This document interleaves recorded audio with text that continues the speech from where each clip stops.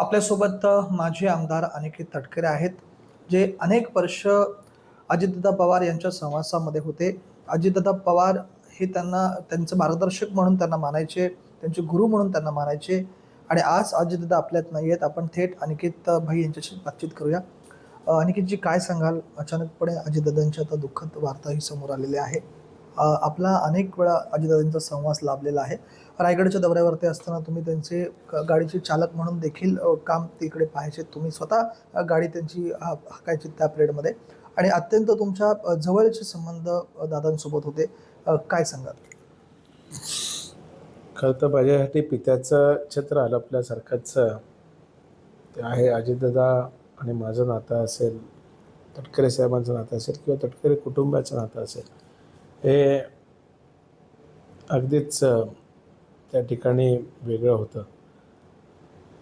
दादाने नेहमीच वडिलकीच्या नात्याने मला त्या ठिकाणी मार्गदर्शन केलं. मग राजकीय असेल, त्याच्या पलीकडे वेगवेगळ्या क्षेत्रामध्ये सुद्धा योग्य पद्धतीने काम कसं करावं याचंसुद्धा मार्गदर्शन वेळोवेळी दादांनी नेहमीच मला दिलं. कारण त्यांना शेतीविषयी, दुग्ध व्यवसायाविषयी आणि इतरसुद्धा उद्योग क्षेत्रामध्ये सुद्धा, सहकार क्षेत्रामध्ये, खरं तर कोकणामध्ये तितकंसं काही सहकार क्षेत्र नाही, पण त्यांचा नेहमीच माझ्यासारख्याला आग्रह असायचा की थोडंसं याकडे सुद्धा तुम्ही मंडळींनी लक्ष दिलं पाहिजे.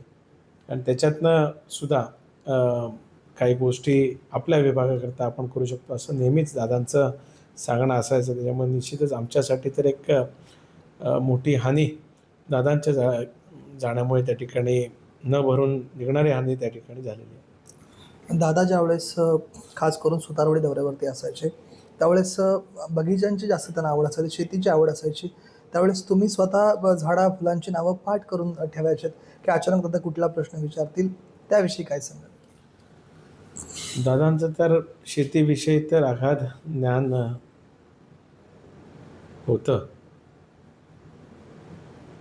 माती कशी, त्या मातीमध्ये कुठलं काय पीक येईल या बाबतीतसुद्धा पूर्णपणाने अभ्यास त्यांचा नेहमीच असायचा.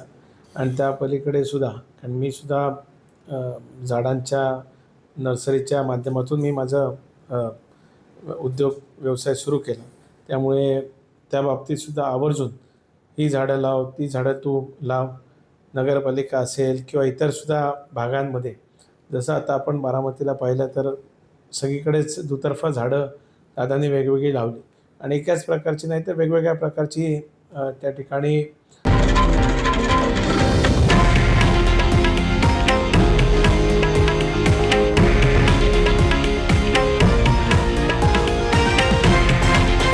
हे आहे देशातील नंबर 1 न्यूज नेटवर्क आणि आपण पाहत आहात TV9 मराठी, एकमेव.